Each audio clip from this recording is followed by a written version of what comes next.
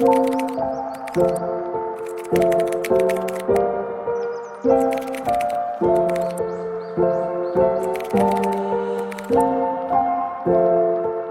year ago, I went to a hotel and walked up to the front desk to check in. The woman gave me the keys, and when I walked back to go to my room, she said, "There's a room in front of you, which is abandoned. Never, and I mean never go in there under any circumstances." "Chill out, girl, I won't," and then went straight to my room, opened the door, and went to take a nap. I woke up feeling tired as and opened the curtains to see it was midnight. I went to the kitchen and grabbed myself something to eat. But I kept thinking about one thing, the abandoned room in front of me that girl told me about. I kept getting more curious, so I decided to look into the keyhole. As I looked through the keyhole, I stared in confusion for a while. I could only see something red through the hole. So I went back to my room and went to sleep. A girl named Jenny. She was like all the other girls, except for one thing. She always wore a green ribbon around her neck. There was a boy named Alfred in her class. Alfred liked Jenny, and Jenny liked Alfred. Alfred wondered why Jenny wore that ribbon all the time, but Jenny never answered his question. One day they got married. After their wedding, Alfred said, "Now that we're married, you must tell me about the green ribbon." "I will tell you when the right time comes," said Jenny. Years passed, Alfred and Jenny grew old. One day, Jenny became very sick. The doctor told her she was dying. "Alfred," she said, "now I can tell you about the green ribbon. Untie it and you will see why I couldn't not tell you before." Alfred slowly untied the ribbon. Was a famous influencer. She filmed and vlogged on TikTok. She posted get ready with me's and routines on her YouTube channel. Everyone adored and loved her. She was so sweet and kind. Emma loved to party. She partied every weekend. She would party alone and with her friends. Emma was also very popular in school. She had many boys after her, and a lot of girls wanted to be her. She was living a fantastic life. She had family, friends, money, and fame. One day, when Emma was in class talking with her friends, the teacher came in. He announced to the fellow class that there will be a new girl joining the school. My classmate, she is a beautiful girl. Jenny's lover is the school's hot boy, Bob. Their love makes nerds like me admire. But recently Jenny is sometimes very strange. During class, she always writes some letters, but when I ask her what she writes, she always avoids it and answers that she did nothing. Until one day, the police found her body and the murderer was his boyfriend. That scared me to death, and then I suddenly remembered the signatures she wrote. I quickly ran to the classroom, took all the letters and put them together. I read the piece of paper with a shocked face.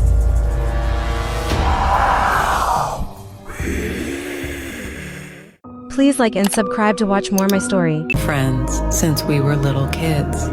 We both said we were gonna be friends forever, no matter what. In high school, she became more pretty and really popular. She always had the spotlight when we were together. One day, she told me she wanted to stop being friends with me. I asked her why she wanted to stop being friends. She told me I wasn't pretty enough to be seen with her. When school ended, I followed her home, and that was the last time she was seen. The next day, I went to school and I looked better. I finally got the attention. Growing up, I would do everything and anything to get rid of it. My friend, on the other hand, her skin was perfectly clear. I had the longest skincare routine while she had the smallest. All she did was wash her face and use a gua sha. I was bound to be jealous. One day while I was staring at my acne, I thought of an idea. I would put bleach on her gua sha. One night we were doing our skincare together. She left to go get something. I don't know what, but then my plan came into action. I drenched the gua sha in bleach. She then used it and screamed in terror. I laughed. I laughed so hard. When I saw her face, there were burns all over. School is haunted. but I never believed them because nothing ever happens. So one day my friend dared me to sneak into the school at night and stay there overnight, and she will give me $100. I usually would not agree to something like this, but I needed the money. So later on I packed everything up and went to the school. The doors were unlocked for some reason, so I just went through them. I decided to set up camp beside the bleachers, since that was the warmest spot. I had to video call my friend every hour, so she made sure I was in the school and didn't sissy out. Everything was going fine until I heard someone. I quickly hid as I thought it was the security guard, but it was not.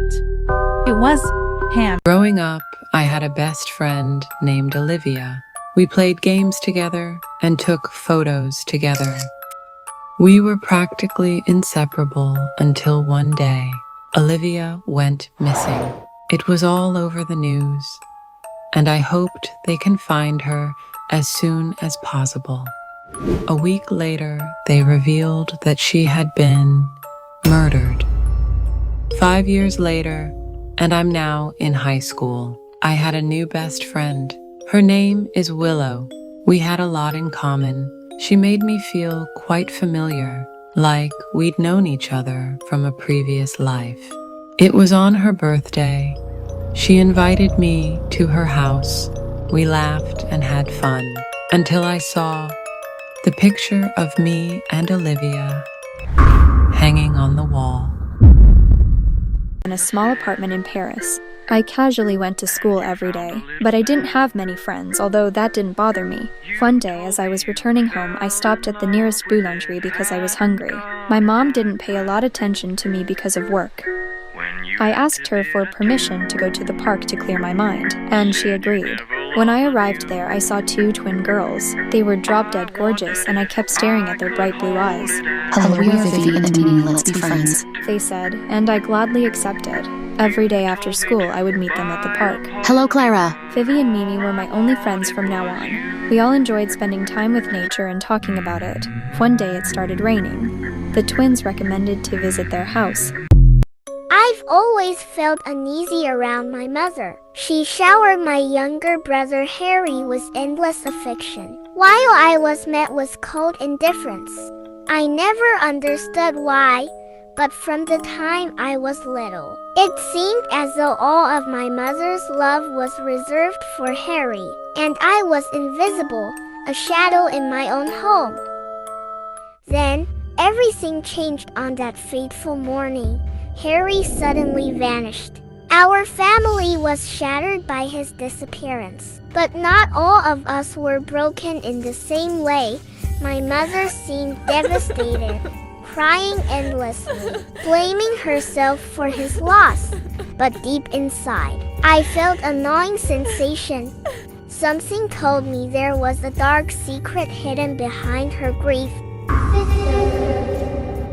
In the weeks that followed, she began cooking Harry's favorite meals. Every dinner was filled with rich dishes, but she never once invited me to sit with her. Each time I entered the kitchen, the thick aroma of the food made me uncomfortable. It wasn't just the smell of food. It was something more, something wrong. One night, while she was asleep, my curiosity grew unbearable. I couldn't take it any longer and decided to open the fridge to investigate. And my eyes immediately fell on a package tucked in the back, carefully wrapped in dark paper, with a faint trickle of blood seeping out.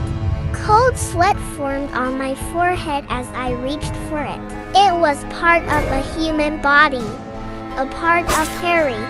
My heart pounded in my chest, my body paralyzed with terror. I dropped the package instantly, my eyes wide with shock.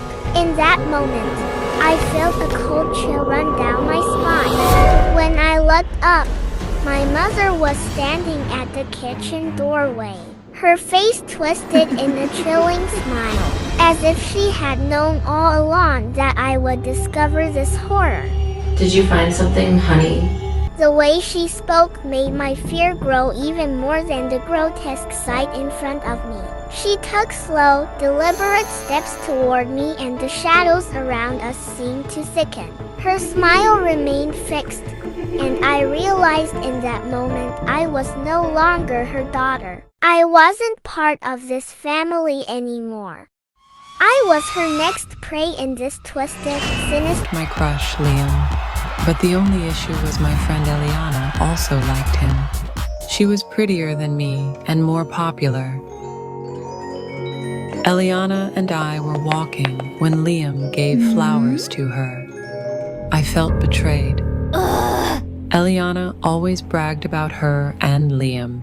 I heard Liam tell her that she had the prettiest face he'd ever seen. Me and Eliana had planned a sleepover that night. I grabbed her phone and told Liam to come over. When Liam came to the door, I grabbed a knife and told him, I made sure you wouldn't see that face again.